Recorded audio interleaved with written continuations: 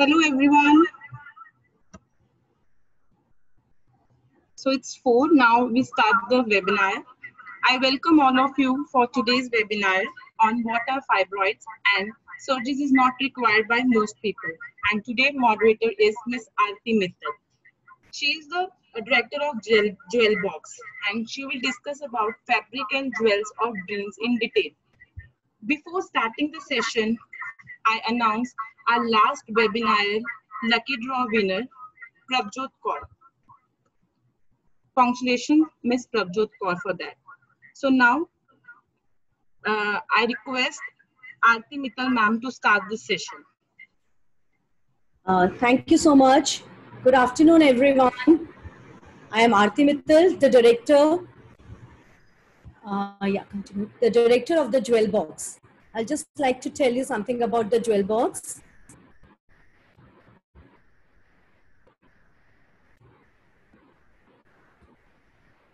Okay. The Jewel Box is famous for its polki diamond and silver jewelry and also Indian hand-woven textile crafting using traditional techniques. We are trying to help the artisans and revive the old traditional techniques of India. Right? And at Jewel Box, jewelry is not merely a product, but rather a manifestation of artistry. We have exclusive collection of polki neck pieces, earrings, rings, and bangles. So what is polki? Polki is actually a gem that simply refers to a raw, uncut diamond in its natural state. It is a form of diamond in the natural form. Having its roots in the polki jewelry has been around the corner for a very long time. It's unrefined, unprocessed, and has no artificial enhancement done to it, because of which it shines a lot and it's much more expensive than its kundan, sister concern, that's kundan, which is only made up of glass stone. We have a very wide variety of silver jewelry.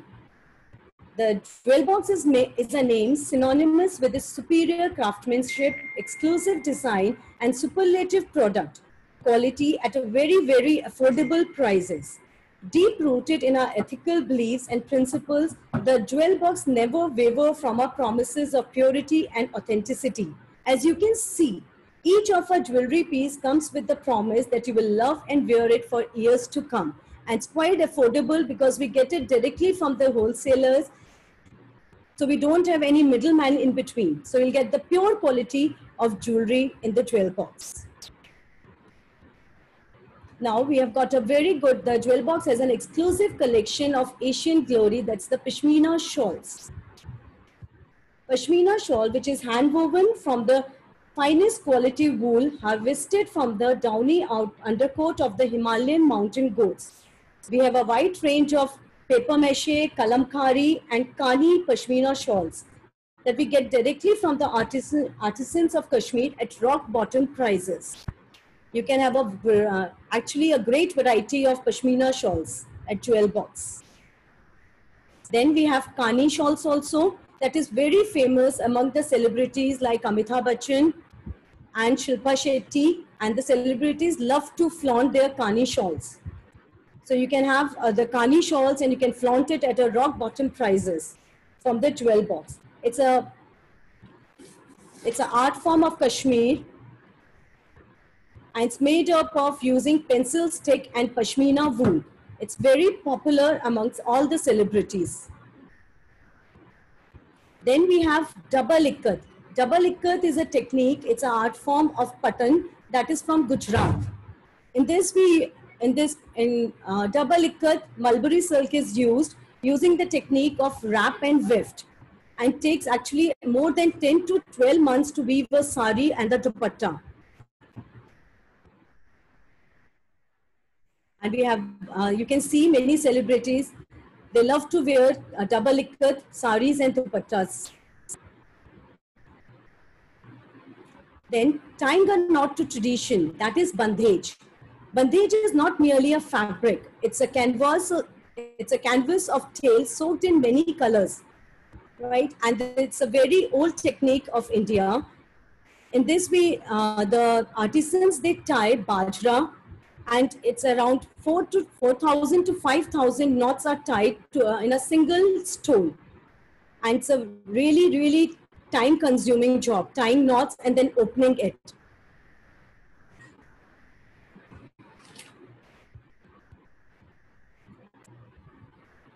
See, you can see a lot of variety we have in the jewel box. We have saris, dupattas.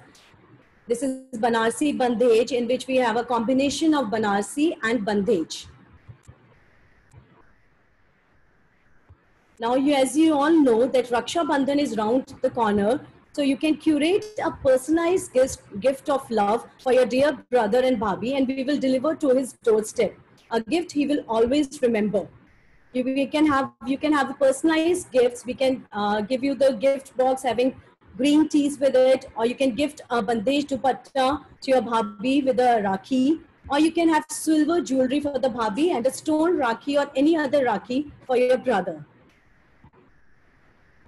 So you can celebrate the bond of togetherness, this Raksha Bandhan, with a personalized gift for your dear brother and bhabhi. You can choose from a wide range of semi-precious rakhis and luxury gifting from the jewel box. You can place an order at this number 9818-690-395. So you can call me anytime and you can place an order and we will deliver the Raksha Bandhan gift to your brother. Now over to the Touch Clinic. Thank you so much, ma'am. Thanks for the information. Now I request Dr. Riddhi, ma'am, who is a consultant at the Touch Clinic, to talk about fibroids.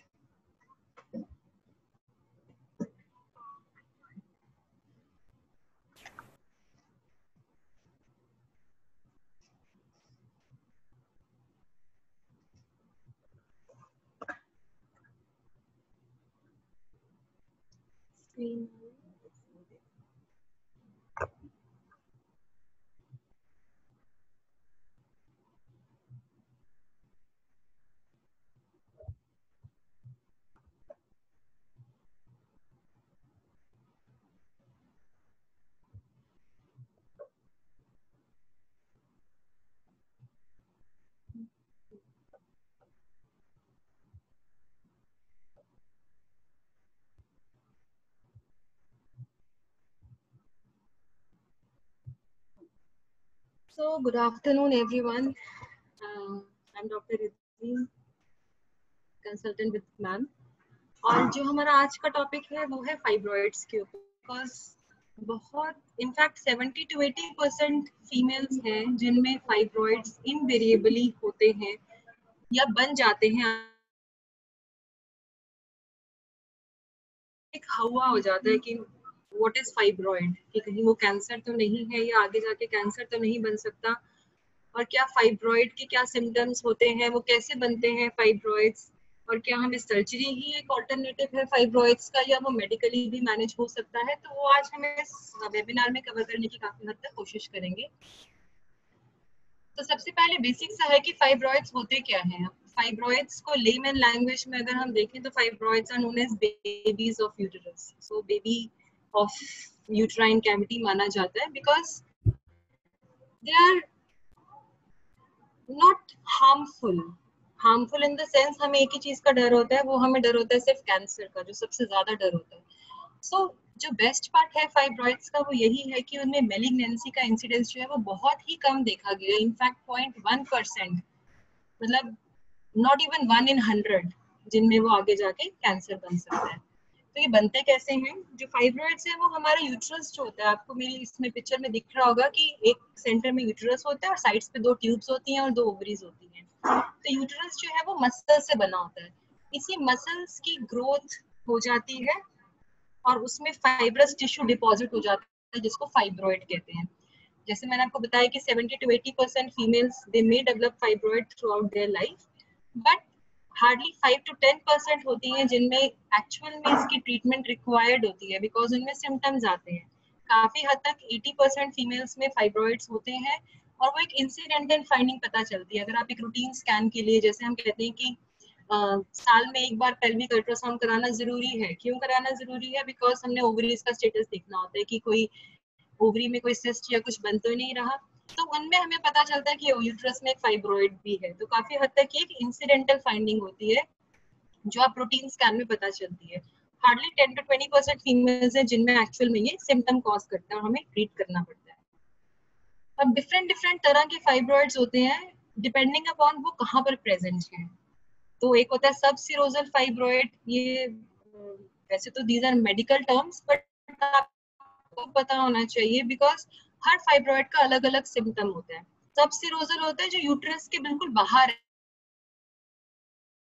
छोटे से pedicle से uterus से attached है, तो वो कुछ नहीं कह रहा अनलेस एंड अनटिल वो बहुत बड़ा हो जिससे कि वो ब्लैडर पे या यूरेटर्स पे कंप्रेशन कर रहा हो, प्रेशर डाल रहा हो, या वो हमारे गट पे कोई प्रेशर डाल रहा हो, तब एक डिफरेंट सिचुएशन है। अदरवाइज वो सब सिरोजल फाइब्रॉइड बिल्कुल यूट्रस के बाहर पड़ा है और वो कुछ नहीं कर रहा। दूसरा आता है इंट्राम्यूरल फाइब्रॉइड। इंट्राम्यूरल जो होता है वो होता है यूटेराइन कैविटी के जो बिल्कुल मसल्स के अंदर बनना शुरू होता है, दैट इज इंट्राम्यूरल।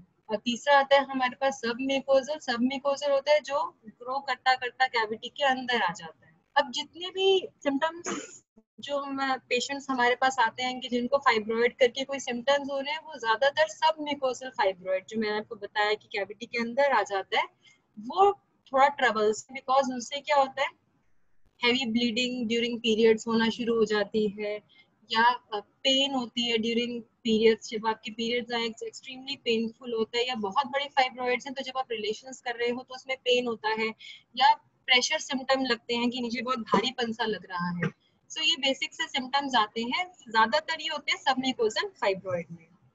अब फाइब्रॉइड्स के साइज के ऊपर जाएं तो मैंने आपको बताया है कि इंसिडेंटल फाइंडिंग भी हो सकती है, जैसे अगर हम अपना रूटीन स्कैन कराने जाएं तो एक छोटी सी सीडलिंग की तरह भी हो सकते हैं ये, और जैसे दाने के जितने, plus they can be as big fibroids, जितने इतने बड़े बड़े फाइब्रॉइड्स राइट 20 सेंटीमीटर्स के भी फाइब्रॉइड्स हो सकते हैं। अब फाइब्रॉइड्स के कॉजेज क्या है? कॉजेज में मोस्ट कॉमन जो आता है वो आता है जेनेटिक कॉज। जेनेटिक होता है मतलब फैमिली में रन करना।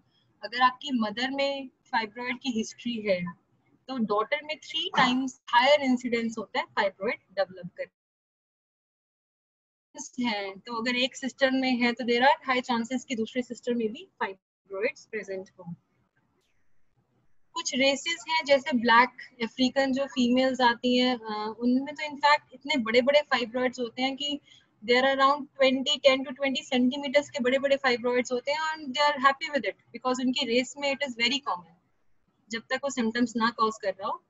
और कुछ हमारी बॉडी में स्पेसिफिक म्यूटेशंस भी होती हैं, किसी किसी की बॉडी में वो ज्यादा म्यूटेशंस होती हैं, उसकी वजह से उनमें फाइब्रॉइड की टेंडेंसी ज्यादा होती है।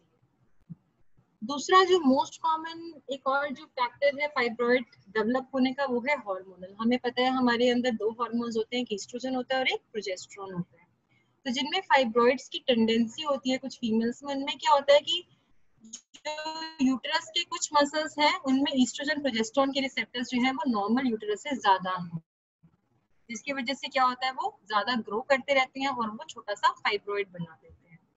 तीसरा आता है एक्स्ट्रा सेलुलर मैट्रिक्स। क्या होता है ये? जैसे आपको पता है कि जो ब्रिक्स होती हैं उनको जोड़ने के लिए सीमेंट चाहिए होता है, ये भी सीमेंट ही होता है जो सेल्स को जोड़ के रखता है, यूट्रस के सेल्स को, मसल्स के सेल्स को। तो किसी किसी में वो एक्स्ट्रा सेलुलर मैट्रिक्स जो है वो ज्यादा होता है, तो उनमें फाइब्रॉइड्स जो होते हैं वो ज्यादा टेंडेंसी होती है बनने की। बट बेस्ट पार्ट ये होता है कि फाइब्रॉइड्स जो है वो तभी तक होते हैं जब तक हमारा मेनोपॉज नहीं आता। सो जो मेन हमें ट्रीट करना होता है वो तब तक होता है जब तक मेनोपॉज नहीं आता। तो जितने भी हमारे ब्लीडिंग के प्रॉब्लम्स आ रही है, मेन हमारा एम होता है कि किसी तरीके से हम 50s में जब भी है कि मेनोपॉज आ जाए, बिकॉज मेनोपॉज के बाद फाइब्रॉइड्स जो है वो श्रिंक होना शुरू हो जाते हैं। सो उसके लिए फिर हमें ट्रीट करने की जरूरत नहीं होती। बट ये जो 40 से लेके 50 इयर्स का टाइम है, 40 to 50 के बीच में मैक्सिमम लेडीज होती हैं जिनमें ये ब्लीडिंग प्रॉब्लम्स आती हैं और फाइब्रॉइड्स जो है वो डायग्नोज होते हैं। तो मेन ये 10 साल होते हैं, 40 to 50 कह लो या 45 to 50 कह लो, ये 7-8 इयर्स है जो हमें मेडिकली मैनेज करके निकालने हैं किसी भी तरीके से। आफ्टर मेनोपॉज फाइब्रॉइड्स जो है वो श्रिंक होना शुरू होते हैं, तो उनको ट्रीट करने की भी कोई जरूरत नहीं है। कुछ रिस्क फैक्टर्स हैं फाइब्रॉइड के लिए, जैसे एज के साथ साथ ऑब्वियसली इंसिडेंस बढ़ता रहता है। मैंने आपको बताया रेसेस में जैसे अफ्रीकन अमेरिकन रेस में ज्यादा कॉमन होते हैं fibroids. Obesity is again a risk factor for fibroids. अगर आपके फैमिली हिस्ट्री है जैसे मदर में या नानी में अगर फाइब्रॉइड है तो इट कैन बी कि आप में भी वो थोड़ा हायर टेंडेंसी हो जाती है फाइब्रॉइड होने की। पॉलीसिस्टिक ओवरीज जो है उनमें वैसे ही हार्मोनल इम्बैलेंस हुआ होता है, तो उसमें भी fibroids they have more tendency to form fibroids. कुछ कुछ होते हैं बच्चे जिनमें जल्दी पीरियड्स आना शुरू हो जाते हैं, कम एज में आना शुरू हो जाते हैं, तो और कुछ होते हैं जिनमें मीनोपॉज जो है वो 55 के बाद होते हैं। इंडिया में 51 to 55 years is average age for menopause, लेकिन अगर 55 के भी बियॉन्ड हो रहा है तो अगेन वो हार्मोन्स ईस्ट्रोजन एक्सपोजर इतना प्रोलॉन्ग हो जाता है कि अगेन उनमें भी फाइब्रॉइड्स की टेंडेंसी ज्यादा होती है। और एक बहुत इंपॉर्टेंट हिस्ट्री जो आती है वो आती है कि इफ यू हैव बेबीज तो फाइब्रॉइड का इंसिडेंस कम हो जाता है। तो जिनमें भी कोई प्रेगनेंसी नहीं हुई है उनमें फाइब्रॉइड बनने के चांसेस ज्यादा होते हैं।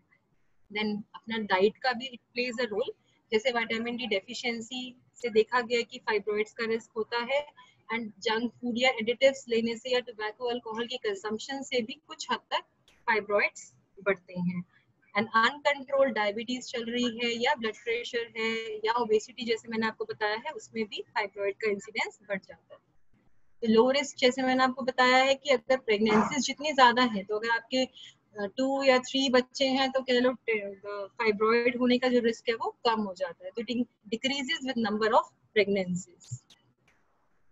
ये एक पिक्चर है जो हमने लेप्रोस्कोपिकली रिमूव किया था, तो इसमें आप देख लेंगे कि यूट्रस दिख रहा है हमें, ये जो इंस्ट्रूमेंट सा डाला हुआ है अंदर एक ट्यूब से, उसके उस बैक साइड पे यूट्रस है और आगे की तरफ एक बड़ा सा सबसिरोजल फाइब्रॉइड है।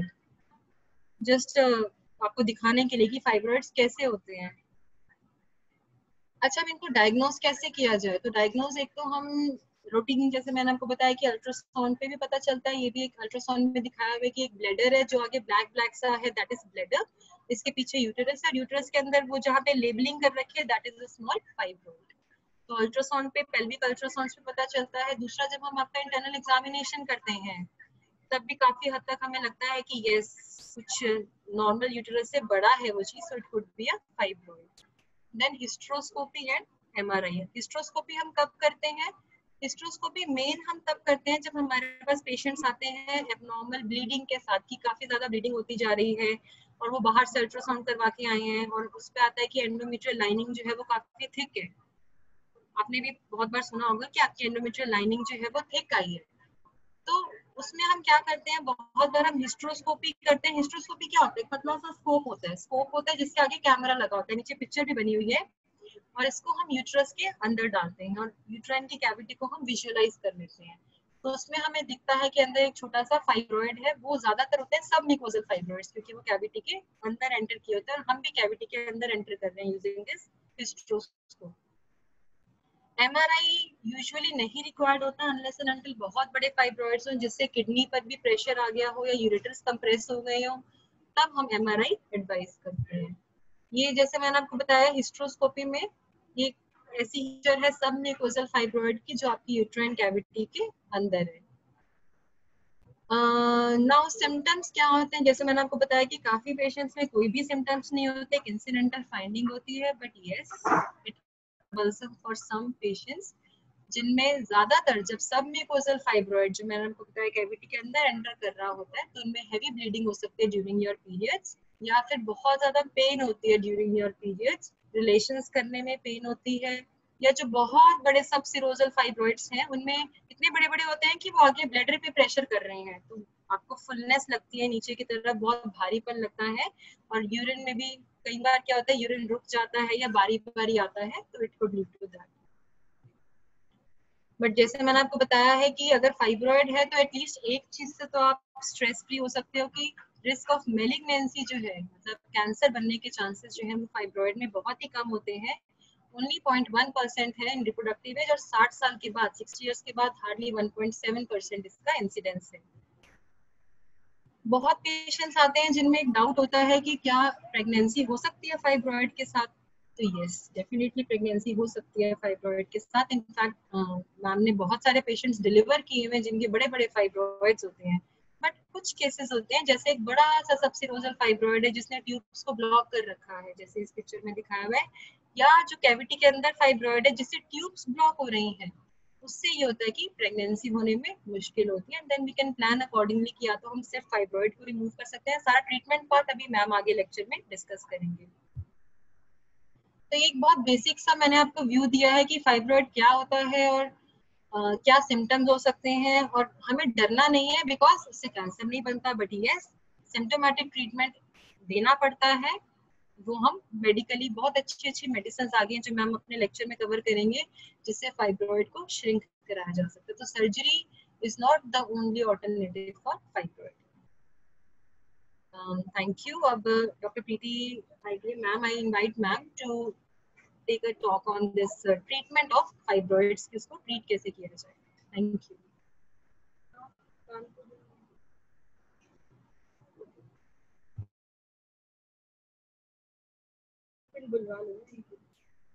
अगर आपको कोई भी क्वेश्चंस या कोई भी क्वेरीज हैं तो नीचे हमारा आप टाइप कर सकते हैं। जो भी आंसर्स हैं that we will answer in the end. एक बार सारे webinar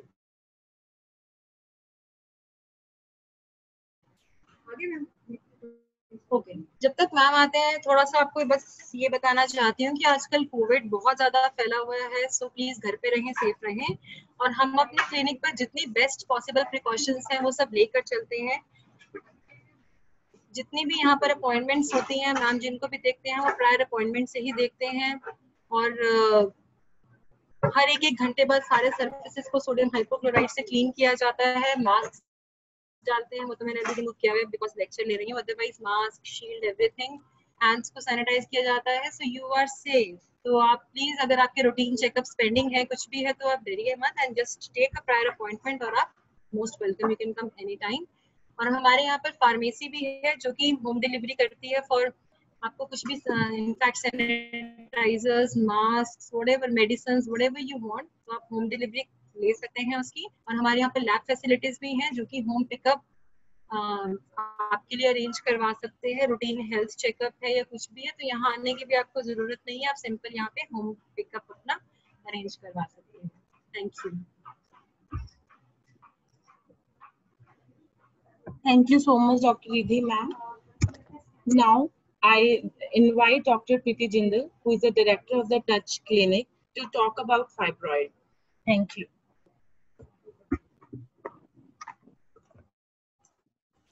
Hello everyone. It's nice to see all of you. So, I hope you all are enjoying. और आज हमने आपको ज्वेलरी के बारे में भी बहुत सारा अच्छा बताया है। अभी डॉक्टर रिद्धि का टॉक हुई है जिसमें उन्होंने बताया है कि फाइब्रॉइड से सबको डरने की जरूरत नहीं है, and fibroid is something which is seen in 1 in 5 women. What I'm going to discuss is the management of fibroid. Most of the people जो पंजाब और हरियाणा स्पेशली एंड यूपी में हम देखते हैं कि औरतों के यूट्रस निकले हुए हैं, और जब उनसे पूछो तो वो यही बोलते हैं कि रसौली हो गई थी। तो ये हम सबको समझना बहुत जरूरी है कि रसौली बहुत कॉमन चीज है।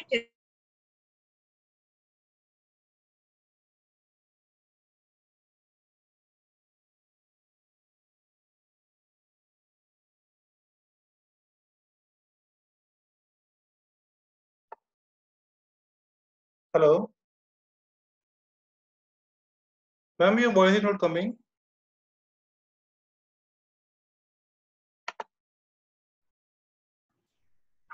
Now is it? Yes, ma'am. Fine now. Fine. आज क्यों आ रही है बार-बार? Can you hear me now? Yes, ma'am. एक सेकेंड।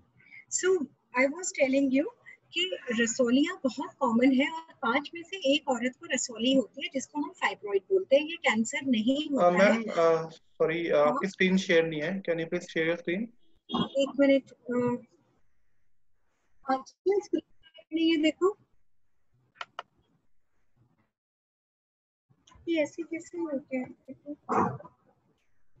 एक मिनट। सो स्क्रीन शेयर अभी हो जाता है तो मैं तब तक मैं आपको बताती हूँ। आवाज तो आ रही है? Yes, ma'am. वॉइस आ रही है सूक्ति जी? Yes, ma'am. Yes, ma'am. So now you can see, ऐसे रहने दो, let it be। स्क्रीन पे आपको दिख रहा है? Yes, ma'am. We can see. Okay. So हाँ, so this is a uterus, बच्चेदानी, और इसके अंदर रसौलियां 3 तरह की होती हैं डिपेंडिंग ऑन देयर लोकेशन। अगर वो फाइबर्स के बीच में ग्रो कर रही होती है उसको हम बोलते हैं इंट्राम्यूरल। अगर वो कैविटी की तरफ आ रही होती है उसको हम सबम्यूकस बोलते हैं, और जो पेट के अंदर की तरफ जा रही होती है वो सबसेरोजल होती है। तीनों में फाइब्रॉइड में कोई इशू नहीं है। और ये जो फाइब्रॉइड्स होते हैं ये 5 में से एक औरत में होता है। नाउ सबसे बड़ी चिंता जो लोगों को होती है कि क्या ये फाइब्रॉइड कैंसर बन सकते हैं। 99.9% ये जो फाइब्रॉइड्स होते हैं उनमें कैंसर नहीं बनता है। दूसरी चिंता ये होती है कि क्या हम प्रेग्नेंट हो सकते हैं फाइब्रॉइड के साथ। बिल्कुल हो सकते हैं, और इनफैक्ट बहुत सारे लोगों के फाइब्रॉइड प्रेगनेंसी में ही डिटेक्ट होते हैं, क्योंकि हमारे देश में अभी भी औरतें बहुत कम अल्ट्रासाउंड कराती हैं। आइडियली साल में एक बार हर औरत ने अपना अल्ट्रासाउंड कराना चाहिए, देखने के लिए कि कहीं कोई रसौली तो नहीं बन रही या ओवरीज में कोई कैंसर तो नहीं हो रहा। तीसरा कॉमन क्वेश्चन होता है कि अगर फाइब्रॉइड है तो क्या सर्जरी की जरूरत है। आजकल सर्जरी की बिल्कुल भी जरूरत नहीं है। सर्जरी आपको सिर्फ उन कंडीशंस में जरूरत है कि जहां पर ये इतने बड़े फाइब्रॉइड है कि वो आपकी किडनीज को अफेक्ट कर रहे हैं। अब ये कई बार ये चीज जो है ये 100 में से मुश्किल से 1 या 2 फाइब्रॉइड में होता है कि आपकी किडनी पे असर पड़े। दूसरा, ये साइज के साथ लिंक नहीं है, ये लोकेशन के साथ लिंक है। मतलब कि वो ऐसा फाइब्रॉइड है जो किडनी और यूट्रस के बीच में तो पतली ट्यूब्स होती है यूरेटर, जो यूरिन लेके जाती है। अगर ये उनको प्रेस करे तो कई बार छोटे साइज का फाइब्रॉइड भी उनको प्रेस कर देता है, और कई बार बहुत बड़े बड़े साइज के फाइब्रॉइड भी उनको प्रेस नहीं करते हैं। तो अगर आपके यूरेटर प्रेस हो रहे हैं फिर तो जरूर फाइब्रॉइड निकालना पड़ता है, पर अगर यूरेटर नहीं प्रेस हो रहे तो आपको बिल्कुल सर्जरी की जरूरत नहीं है। अब कई पेशेंट्स बोलते हैं कि अगर हमें कैसे पता चले हमारे फाइब्रॉइड से प्रॉब्लम नहीं है। पहली बात कि अगर आपको कोई प्रॉब्लम नहीं है तो आपको कोई प्रॉब्लम नहीं है। सेकंड, कुछ लोगों को ब्लीडिंग ज्यादा होती है। अब ब्लीडिंग ज्यादा होने का कारण यूजुअली फाइब्रॉइड नहीं होता है। Fibroid is usually an incidental finding. Hormonal changes are more important. Secondly, ऐसे में आपको हीमोग्लोबिन करा के देखना चाहिए। अगर आपका हीमोग्लोबिन फॉल कर रहा है देन भी नो कि हाँ आपको ब्लीडिंग ज्यादा है और fibroid could be one reason.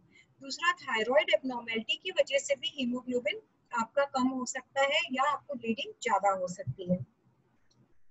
अब अगर फाइब्रॉइड है तो उसको हम कैसे देख सकते हैं। उसको हम अल्ट्रासाउंड कर सकते हैं या हम हिस्ट्रोस्कोपी कर सकते हैं। हिस्ट्रोस्कोपी क्या है? टच क्लिनिक में we have a very advanced way of doing hysteroscopy. ये बहुत पतला दूरबीन होता है जिसको बिना बेहोश के हम आपकी यूट्राइन कैविटी में इंस्टॉल करते हैं। इसमें पेन नहीं होता और आप फाइब्रॉइड ऐसे अंदर देख सकते हो। ये बच्चेदानी के अंदर का सीन है और ये इतनी पतली ये ट्यूब होती है, तो जिससे स्कोप से हम देख सकते हैं। दूसरा, ultrasound is one of the best modalities to confirm fibroid. अगर आपको कोई और प्रॉब्लम नहीं है, किडनीज पे कोई इफेक्ट नहीं है, तो इससे ज्यादा हायर लेवल एमआरआई वगैरह कराने की जरूरत नहीं है। आप अल्ट्रासाउंड करके इजीली डिटेक्ट कर सकते हो कि फाइब्रॉइड कितना बड़ा है और कहाँ लोकेटेड है। So surgery is not required in most of the fibroids। और ये कैंपेन टच क्लिनिक ने शुरू किया है, सेव द यूट्रस, कि आपको यूट्रस निकालने की जरूरत नहीं है। अब बहुत सारी ऐसी दवाइयां आ गई है जिनसे आप मेडिकली मैनेज कर सकते हो। अब इन दवाइयों में क्या example, one of the best medicine is mifepristone. ये एक छोटी सी गोली होती है जो हम आपको 3 महीने लगातार खिलाते हैं और इससे फाइब्रॉइड का साइज 50% तक श्रिंक हो जाता है। और द बेस्ट थिंग इज कि इससे फाइब्रॉइड रिकर नहीं होता। पहले जो दवाइयां आती थी उससे क्या होता था कि साइज श्रिंक हो जाता था और जब दवाई बंद करो तो वो फिर से ग्रो कर जाता था, पर अब ऐसा नहीं है। मिफेप्रिस्टोन से साइज श्रिंक होके वैसा ही रहता है। नेक्स्ट थिंग इज कि अगर सर्जरी के अलावा और क्या ऑप्शन है और मिफेप्रिस्टोन के अलावा और क्या ऑप्शन है, तो what we can do is we can do uterine artery embolisation. किसी भी चीज को ग्रो करने से पहले उसको ब्लड सप्लाई चाहिए, तो हम वो ब्लड सप्लाई ब्लॉक कर सकते हैं एक छोटे से कट से, जिसको हम बोलते हैं यूट्राइन आर्टरी एम्बोलाइजेशन। तो this is uterine artery embolisation. इसमें छोटा सा कट, जैसे कि एंजियोग्राफी होती है वैसे ये प्रोसीजर होता है, और इससे ये कैथेटर डालते हैं और ये यूट्रस है, इसकी ब्लड सप्लाई को हम ब्लॉक कर देते हैं। डे केयर प्रोसीजर है, सुबह आप आते हो शाम को घर चले जाते हो। अगर फिर भी बहुत बड़ा फाइब्रॉइड है, आपके यूरेटस को प्रेस कर रहा है, so then we can do surgery, and both type of surgeries can be done, laparoscopic surgery or the abdominal surgery depending on the size of fibroid. बहुत बड़े फाइब्रॉइड में हम लेप्रोस्कोपिक नहीं प्रेफर करते, क्योंकि दो रीजन, एक तो ब्लीडिंग ज्यादा होने का डर होता है, दूसरा क्या होता है कि जब वो लेप्रोस्कोपी करो तो आप यूट्रस और फाइब्रॉइड तो निकाल दोगे, पर बॉडी से कैसे निकालोगे? तो एक मॉर्सिलेटर एक चीज होती है जिसका यूज अब बैन हो चुका है कि आइडियली वो नहीं यूज करना चाहिए। अब अगर आप प्रेगनेंसी चाहते हो तो again I will tell it again कि usually fibroid are not responsible for infertility. So आप बिना बात पे अपने फाइब्रॉइड की सर्जरी ना कराओ। अगर आपको प्रेगनेंसी नहीं हो रही है तो आप आके मिलिए या अपने गायनेकोलॉजिस्ट से बाकी कारणों को पता करने की कोशिश करो। फाइब्रॉइड की वजह से 99.9% इनफर्टिलिटी या बार बार मिसकैरेजेस नहीं होते हैं, और फाइब्रॉइड को निकालने की जरूरत नहीं है, हिस्टेरेक्टमी की जरूरत नहीं है। हिस्टेरेक्टमी मतलब यूट्रस रिमूवल की surgery. I am also a robotic surgeon, तो हमने रोबोट से एक बहुत बड़ा फाइब्रॉइड निकाल के यूट्रस को बचा लिया था। It was one of the biggest fibroids of Asia, but then again I would say कि सर्जरी की जरूरत ज्यादातर नहीं है।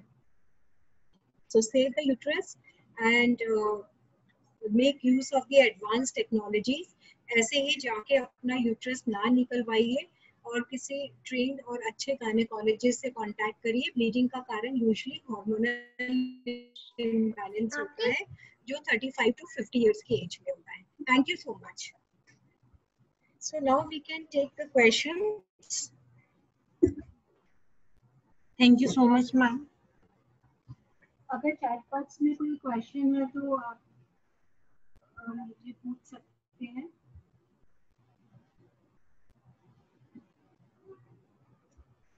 We do not have any question। अगर किसी को क्वेश्चन पूछना है तो आप डायरेक्टली भी पूछ सकते हो मुझसे। सोप्ती जी, आप सबको अनम्यूट कर सकते हो। Okay ma'am.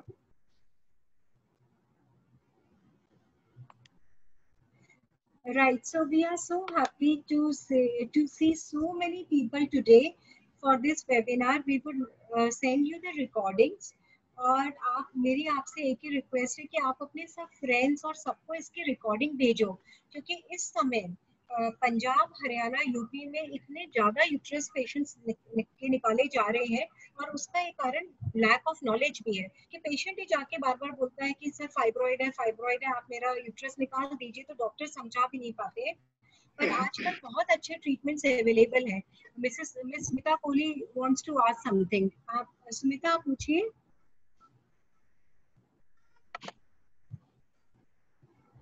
सुमिता को आप वो कर दीजिए। Hello hello, Hi, Sumita. hi, doctor. How are you? Hello, कैसे हो? बढ़िया, आप सुनाओ। My question is this: I've got a small bead-like fibroid on my vaginal in the area, and doctors have told me that get it removed because there's a pressure which is coming on my bladder. So, is it possible that I can come and show you? Yes, absolutely। मैं आपको यही बोलने वाली थी, आप touch clinic में आओ, get your reports. Most likely जरूरत नहीं पड़ेगी। Let's see.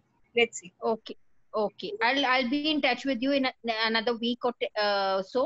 या आप ये so देख that we सकते हो, can. यहाँ पे ना क्लिनिक के नंबर्स हैं, आप इन नंबरों पे कॉल करके आप अपॉइंटमेंट बुक कर सकते हो। You can see the clinic numbers. Okay. And इसकी वजह से कोई प्रॉब्लम तो नहीं होती है? लाइक आई एम बेसिकली नहीं, पर आप आओगे। सुमिता, मैं बिना देखे नहीं बता पाऊंगी ना। राइट, बिल्कुल done. Thank you. Now there is a question in the chat box from Miss Leela Chauhan. I am 53, have regular but heavy bleeding. I have fibroids. Can I take the medicine? You said yes, absolutely. I would request कि अगर तो आप Chandigarh tri city में कहीं रहते हैं तो आप आके मुझे मिलिए, और अगर आप बाहर से तो आप मेरे से वीडियो कंसल्ट कर सकते हो। Anyone else? So I hand the mic over to Aanchal, and Miss Aanchal is the main person who is coordinating all these webinars, and she would like to share a few facts with you. Thank you for patient hearing. Thank you so much, ma'am.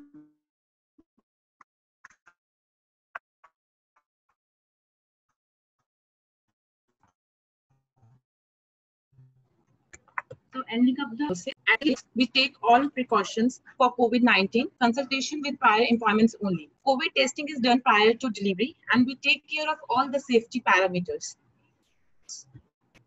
Second, there is a जैसे कि doctor Ridhi ने बताया कि हमारी touch pharmacy है.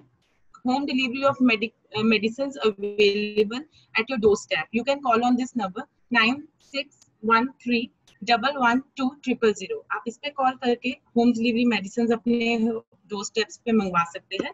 And home blood sample collection facilities भी available है. आप इस नंबर पे कॉल करके घर पे बुला सकते हैं. हमारे जो एग्जीक्यूटिव है 9915496821 और 9915748821. ये हमारे नंबर्स हैं, राइट. अगर किसी ने डॉक्टर प्रीति के साथ वीडियो कंसल्टेशन करनी है या फोन कंसल्टेशन करनी है तो करवा सकते हैं.